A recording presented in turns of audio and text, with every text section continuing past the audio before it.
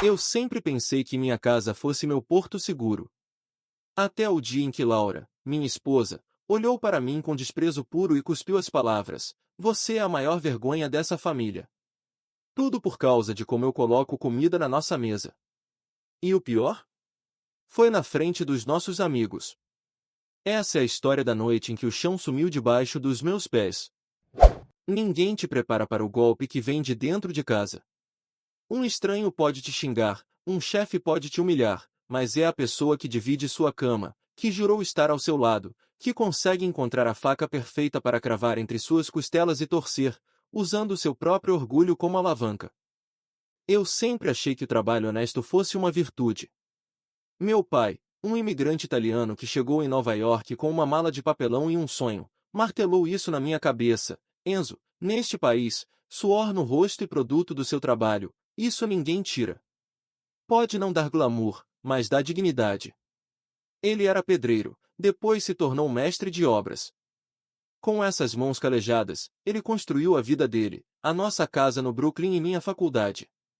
Eu segui um caminho diferente, mas a essência era a mesma. Sou técnico em refrigeração e climatização. Ou, como eu gosto de dizer, o cara que salva vocês do inferno quando o ar-condicionado pifa em pleno julho de 45 graus ou que impede o seu jantar de estragar quando a geladeira decide tirar férias. Trabalho por conta própria. Tenho minha van, minha clientela fiel. É cansativo, sujo às vezes, mas é meu. Pago minhas contas, paguei o financiamento do nosso apartamento em Jersey City, garanti o plano de saúde. Nunca faltou nada para Laura. Nunca. Laura. Conheci ela na faculdade. Eu fazia engenharia mecânica, ela publicidade. Ela era aquela garota com opinião forte, ambiciosa, que falava sobre criar campanhas para grandes marcas. Eu era o cara prático, que gostava mais de fazer as coisas funcionarem do que de teorizar sobre elas. Ela se formou, foi trabalhar em uma agência em Manhattan. Eu larguei a faculdade no último ano quando meu pai adoeceu. Precisava ajudar em casa, pegar o negócio dele. Foi uma escolha difícil, mas sem arrependimentos. A Laura, na época, disse que me admirava pela coragem. O problema é que a admiração dela tinha prazo de validade. E esse prazo venceu assim que os amigos dela começaram a subir na vida. Nosso círculo social era basicamente o dela. Gente da agência, da cena. Pessoas que trabalhavam com branding, influência, conteúdo digital. E maridos que eram analistas financeiros, consultores, um ou outro advogado. Eu era o ponto fora da curva. No começo, era a Charme. O Enzo é o nosso pé no chão, ela dizia. Ele conserta tudo, é um faz-tudo.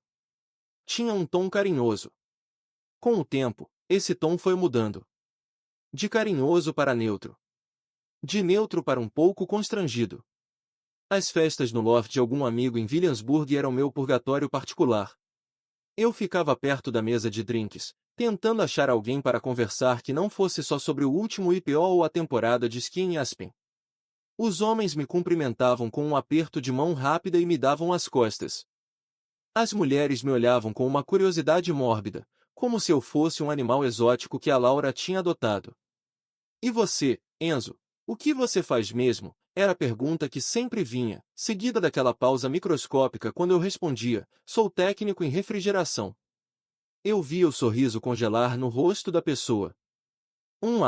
Que interessante morto, e um desvio imediato de assunto. A Laura, ao meu lado, começou a desenvolver um tique.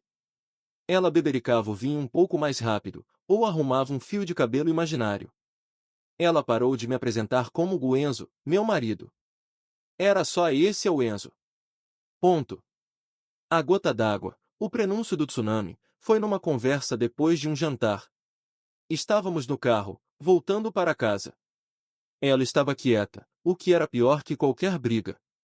O que foi, Laurinha? Perguntei, usando o apelido carinhoso que ela adorava antigamente. Ela suspirou, olhando para a paisagem iluminada de Manhattan através da janela. Foi constrangedor hoje, Enzo. Por quê? O que aconteceu? O Jason perguntou o que você fazia. De novo. E quando você respondeu, o Oliver soltou aquela piadinha. Ah, então é você o responsável por eu não derreter no metrô. Todo mundo riu. Foi humilhante. Meu estômago deu um nó. A piada em si era besta. O tom, não. O tom era de deboche. Humilhante para quem, Laura? Para você ou para mim? Para nós, Enzo. Para o casal. Você não entende?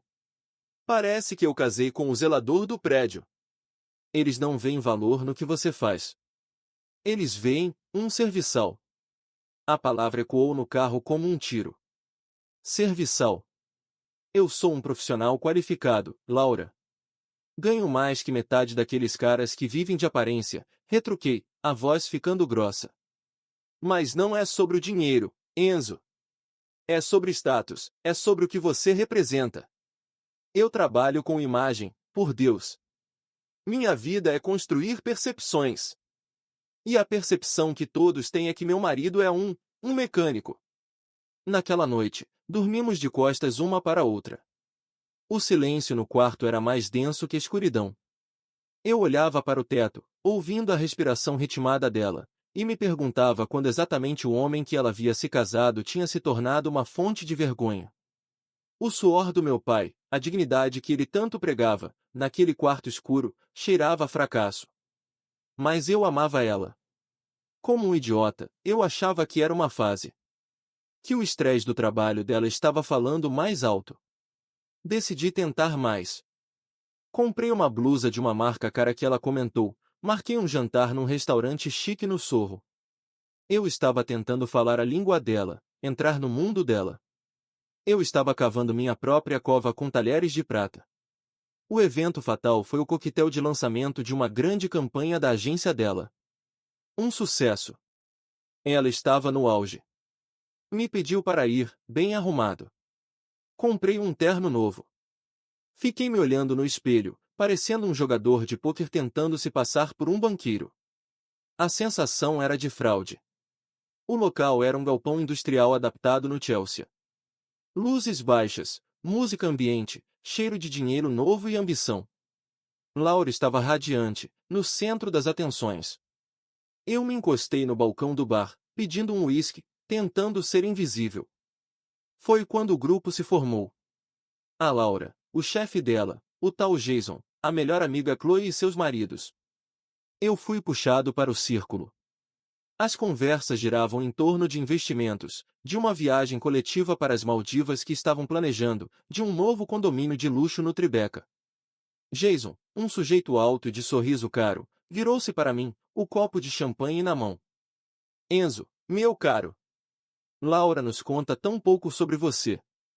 Finalmente nos dignamos a roubá-lo do seu reino. No que você está trabalhando ultimamente? Era a armadilha perfeita.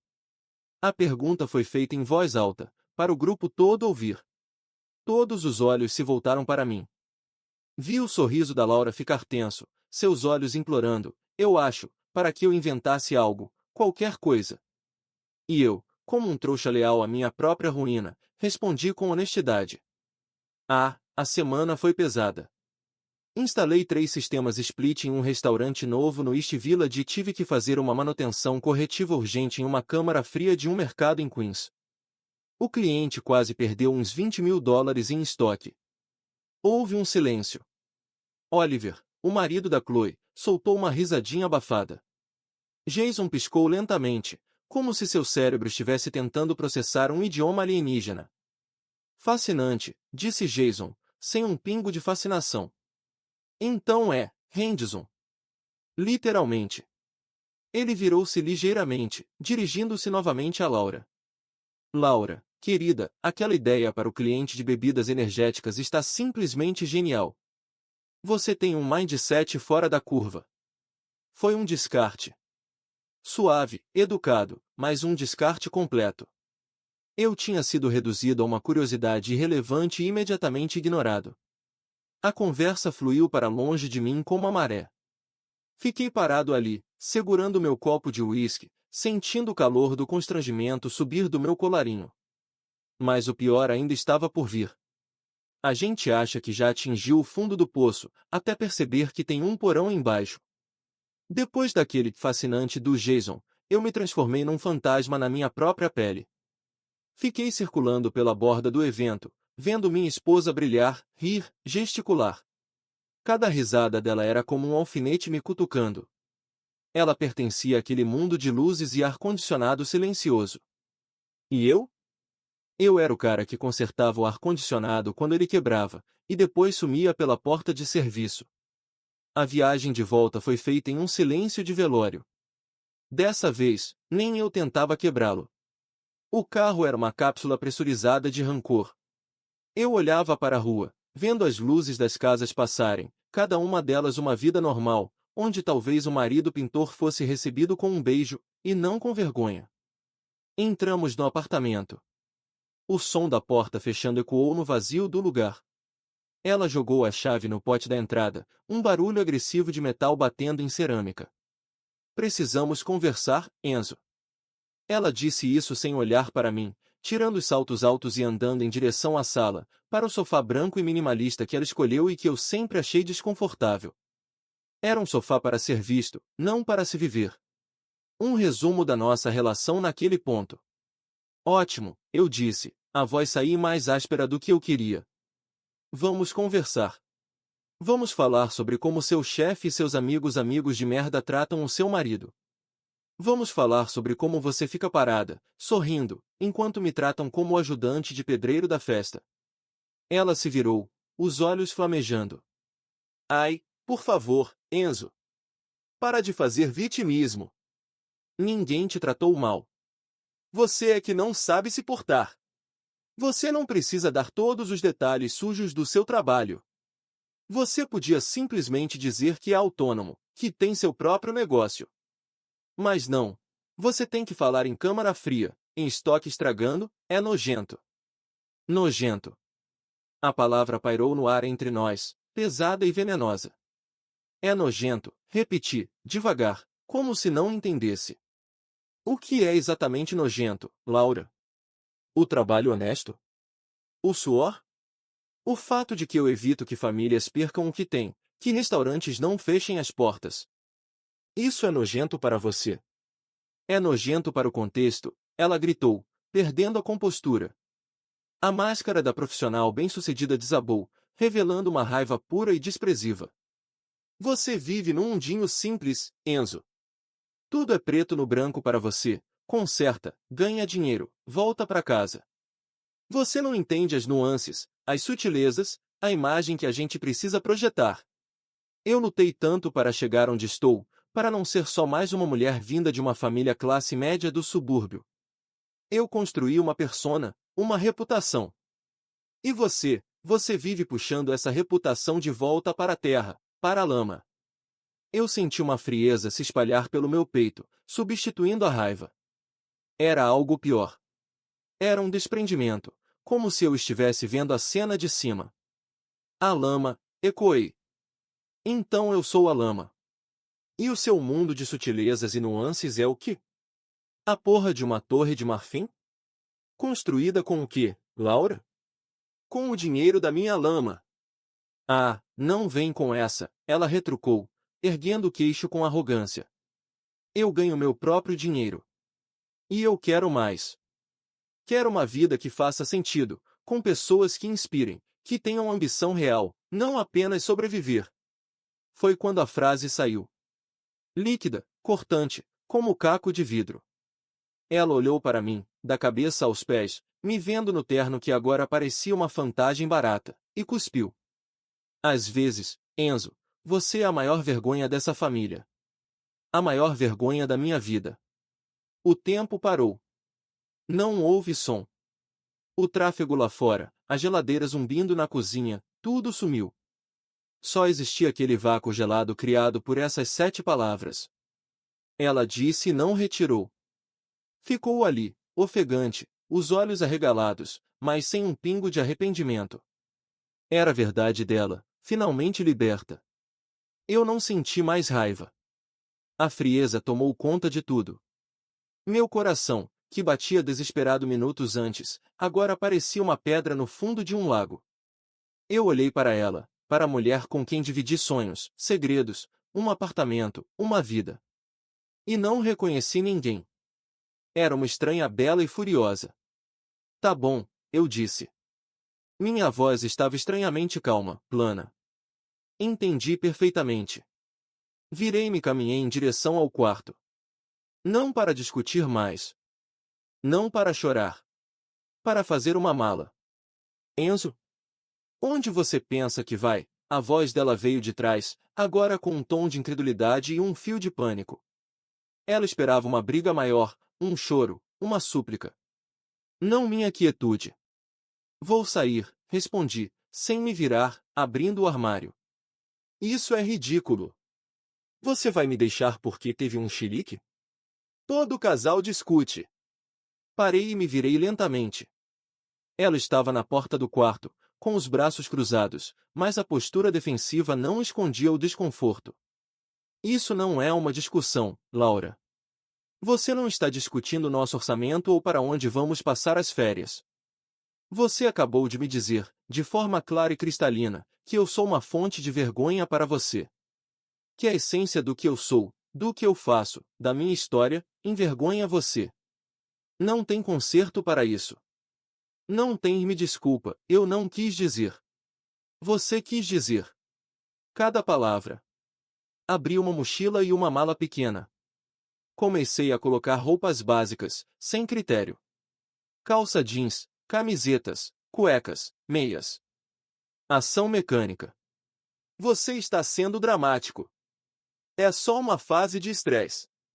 Eu tive um dia intenso. Você foi insensível. A voz dela estava ficando mais aguda, o pânico crescendo.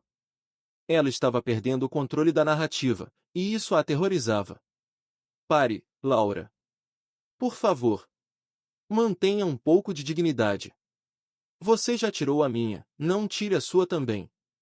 Falei olhando para as gavetas, evitando seu olhar. Se eu olhasse, talvez fraquejasse. E a frieza era a única coisa me mantendo de pé. Para onde você vai? A pergunta saiu num sussurro. Para um motel. Depois, eu vejo. E a gente? O nosso casamento. Finalmente levantei os olhos para ela. O nosso casamento acabou de levar um tiro de bazuca no peito, Laura. Você puxou o gatilho. Agora você quer discutir os termos da internação na UTI? Não tem UTI. Morreu na hora. Peguei a bolsa de ferramentas que sempre deixava no carro e trouxe para dentro, por hábito. Era minha identidade real, não a fantasia do terno. Coloquei ao lado da mala. Aquele gesto, mais do que qualquer palavra, pareceu atingi-la em cheio. Então é isso? 10 anos juntos, e você vai embora assim, como se eu fosse nada. Os olhos dela começaram a brilhar com lágrimas. Lágrimas de raiva ou de remorso, eu não sabia mais diferenciar. Você acabou de me reduzir à vergonha. Quer que eu faça o quê? Que eu fique aqui agradecendo pela oportunidade. Que eu prometa fazer um curso de etiqueta e mentir sobre minha profissão. Não, Laura. Meu pai não se ajoelhou para limpar o chão de ninguém, e eu não vou começar agora. Nem mesmo por você. Zipei a mala com um som final. Peguei a mochila, a bolsa de ferramentas. Passei por ela na porta, cheirando o perfume caro que eu tinha dado no aniversário dela. O cheiro agora me dava náusea. Enzo, não faz isso. Por favor. Ela tentou segurar meu braço. Eu parei, mas não olhei para ela. Olhei para a mão dela, com as unhas perfeitamente feitas, segurando a manga do meu casaco. Me solta, Laura. Ela soltou. Caminhei até a porta, abri. O corredor do prédio estava silencioso e bem iluminado. Eu vou ligar para você amanhã, ela disse, da entrada do apartamento, a voz trêmula. Não ligue, respondi, e fechei a porta atrás de mim. O som do elevador descendo era o único barulho no mundo. Desci até o estacionamento, coloquei as coisas no banco de trás da minha van fiel, a van que pagou por tantas coisas, inclusive pelas lágrimas daquela noite. Entrei no volante, liguei o motor. E só então, na escuridão daquele espaço subterrâneo, longe dos olhos dela, longe de qualquer um, a frieza começou a rachar. O motel era daqueles baratos perto da rodovia, com o letreiro de neon piscando, VAANCY, porque o C tinha queimado. Era o lugar perfeito para o que eu estava me sentindo, quebrado, incompleto e à beira do caminho. O quarto cheirava a desinfetante velho e cigarro, mas pelo menos era um cheiro real, não aquele perfume artificial de mentira que impregnava nossa casa.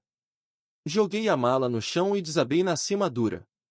A adrenalina tinha ido embora e, no seu lugar, veio um cansaço que pesava nos ossos. A frieza rachou de vez, mas não deu lugar ao choro. Veio um vazio profundo, um sentimento de deslocamento total. Quem era eu agora? O marido da Laura? Não mais. O técnico bem-sucedido? Isso parecia insignificante. Eu era um cara de 34 anos, num quarto de motel, com uma van cheia de ferramentas e um coração que parecia ter virado pó. O celular vibrou no bolso. Era ela. Deixei tocar até ir para a caixa postal. Vibrou de novo. Uma mensagem: Enzo, por favor, vamos conversar como adultos. Você está exagerando. Exagerando. A palavra me deu um misto de riso amargo e vontade de jogar o telefone na parede. Minha existência inteira tinha sido reduzida a um chilique e agora a um exagero. Apaguei a mensagem sem responder. A noite foi longa. Fiquei olhando para o teto manchado, revivendo cada instante, cada palavra. A expressão dela ao dizer vergonha. O olhar de deboche do Jason. A sensação de estar invisível na minha própria vida. Uma pergunta começou a martelar, mais forte que a dor. Se tudo o que eu construí era motivo de vergonha para ela, o que sobrava de mim que tivesse algum valor real? Na manhã seguinte, a realidade prática bateu à porta, mais urgente que a emocional. Eu tinha clientes marcados. Um restaurante pequeno em Hoboken esperando uma manutenção preventiva. Era uma terça-feira comum. A vida, impiedosa, seguia. Tomei um banho frio, vesti o uniforme de trabalho, camisa com o logo da minha empresa, T-Prite Solutions, e saí. Ver meu nome estampado no peito, a empresa que eu construí com as minhas mãos, deu um pouco de força. Era tangível. Era real, diferente das opiniões daquela gente. O dono do restaurante, o Miguel, um mexicano simpático e suado, me recebeu como sempre, com um aperto de mão forte e um café preto. Enzo, meu amigo. Tava precisando de você, o condensador tá fazendo um barulho de avião velho. Vai estragar logo antes do fim de semana, eu sei. Trabalhamos juntos, eu consertando, ele falando sobre as dificuldades do negócio, sobre a família dele. Era uma conversa simples, direta, sobre coisas reais. Ninguém ali se importava com status ou sutilezas. Era sobre manter as coisas funcionando. E naquele momento, aquilo era uma terapia. Quando finalizei, entreguei a nota de $350. Miguel pegou a carteira sem hesitar. Vale cada centavo, irmão. Sem você, meu negócio para. Você é um salvador. Ele disse isso naturalmente, sem segundas intenções. Salvador. Um contraste violento com a vergonha que eu era em casa. Foi na van, almoçando um sanduíche, que o telefone tocou de novo. Não era Laura. Era minha irmã, Carla, que morava em Boston. Enzo? Tudo bem? Você parece um fantasma nas redes sociais. A Laura postou umas fotos da festa ontem. Você tá com uma cara de quem viu um fantasma. Brigaram feio? A voz familiar, cheia de preocupação genuína, foi a gota d'água. A voz saiu engasgada. Carla, ela me chamou de vergonha. Disse que eu sou a vergonha da família. Houve um silêncio pesado do outro lado. Depois, veio um sonoro. Ela fez o quê? E então, uma sequência de palavrões criativos em português e inglês que fariam um marinheiro corar. Ouvir minha irmã defendendo-me com fúria foi o primeiro antídoto contra o veneno. Aquela pimenta maldita. Ela tem a moral de falar em vergonha? A família dela é um circo de falsidades. Você segura a barra daquela casa há anos, paga as contas dela quando ela estava desempregada, e ela te dá essa? Irmão, você não é vergonha nenhuma. Você é a pessoa mais digna que eu conheço. O pai teria orgulho, e você sabe. Falar com Carla me colocou no chão. Me lembrou de quem eu vinha. Me lembrou que minha dignidade não era algo que a Laura podia dar ou tirar. Era minha. Herdada. Nos dias seguintes, estabeleci uma rotina de motel-trabalho-motel. Ignorei as dezenas de mensagens de Laura, que foram evoluindo de "você está exagerando" para "isso é um absurdo" para "precisamos conversar sobre os trâmites" e, finalmente, para um frio quando você pode vir buscar o resto das suas coisas. O choque dela tinha passado, e a realidade jurídica e social começava a assustá-la. Percebi, com um cinismo doloroso, que ela estava mais preocupada em resolver a situação do que em tentar, de fato, consertar algo. Porque não havia nada para consertar. Ela não pediu desculpas. Nunca. 2 semanas depois, decidi enfrentar o leão na sua toca. Combinei de ir ao apartamento num sábado de manhã, quando ela estivesse em casa, para pegar minhas coisas de verdade, ferramentas especializadas, alguns livros, as fotos da minha família. Ao abrir a porta, o apartamento estava impecável, como sempre. E ela também. Parecia mais magra, com olheiras, mas ainda a rainha do castelo.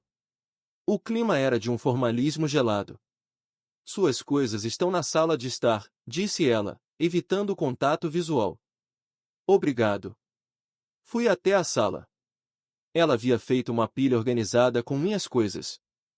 Era uma coleção patética de itens em um canto, como se minha passagem por ali tivesse sido apenas um empréstimo temporário. Enquanto eu começava a colocar os livros numa caixa, ela quebrou o silêncio. Enzo, acho que devemos fazer isso da forma mais civilizada possível. Vou contratar um advogado para o divórcio. Não precisamos brigar por coisas materiais.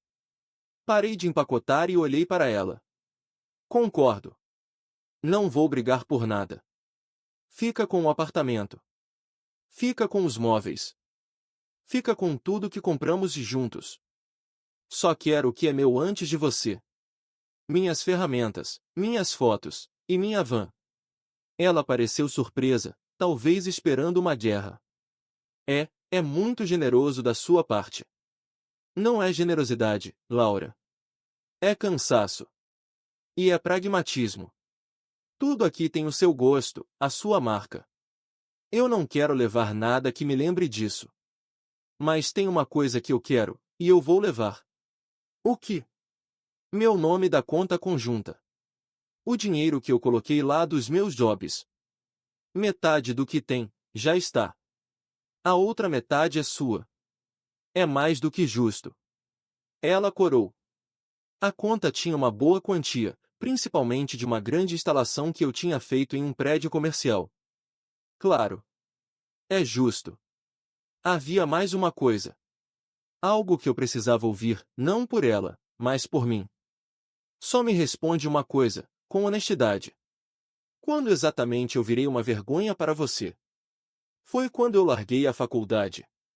Quando seu primeiro amigo se tornou sócio de um escritório. Quando você começou a ganhar mais que eu. Ela olhou para as mãos, demorou a responder. Não foi uma coisa só, Enzo. Foi um processo. Eu mudei. Meus objetivos mudaram. E você ficou parado. Conformado. Eu queria alguém que me desafiasse, que me empurrasse para cima, não que me ancorasse no comum. Comum, repeti. Era a nova palavra para definir minha vida. Honesto, digno, mas comum. Entendi. Obrigado pela sinceridade, finalmente. Terminei de encher as caixas em silêncio. Quando estava pronto para ir, com a última caixa nos braços, ela ficou parada na porta da sala. Enzo, a voz dela falhou, um pouco. Eu nunca quis te machucar dessa forma. De verdade. Eu parei e olhei para ela, realmente olhei, talvez pela última vez. E vi, finalmente, não uma monstro, mas uma pessoa profundamente infeliz e perdida, que confundia aparência com substância, status com felicidade. E senti pena. Pena leve e libertadora. Mas machucou, Laura. E não foi por acidente. foi porque no fundo, você acredita mesmo nisso. Então não adianta dizer que não quis. A gente é o que faz, não o que diz que queria fazer. Tome cuidado para que esse mundo que você tanto quer não te engula e cuspa um dia, quando você não for mais útil para ele. Virei-me e sai. Dessa vez, não havia drama, nem portas batidas. Havia apenas o som final de uma história chegando ao fim. Levei minhas coisas para um apartamento mobiliado pequeno, que aluguei no mesmo bairro de onde meu pai começou, no Brooklyn. Era um recomeço humilde, mas meu. As primeiras noites foram solitárias, mas não eram vazias.